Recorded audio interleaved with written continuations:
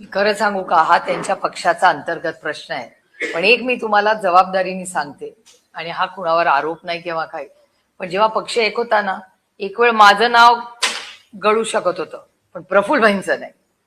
म्हणजे आदरणीय पवार साहेबांच्या नावानंतर एक नाव त्या पक्षाने होतं की ते प्रफुल्लभाईंचं असायचं. त्याच्यानंतर दादा, भुजबळ साहेब, सुनील तटकरेजी, R.R. आबा वगैरे, जयंतराव वगैरे सगळे आम्ही असायचो.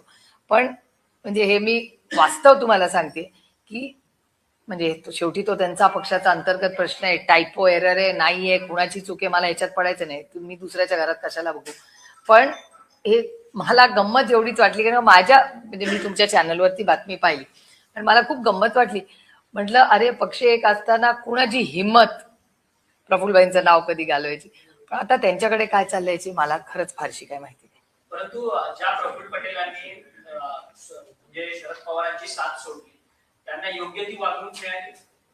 हे बघा, आता कोण कोणाला कसं वागवतं, कोण किती सहन करू शकतं, नाही करू शकत, हा प्रत्येकाचा अंतर्गत प्रश्न आहे ना.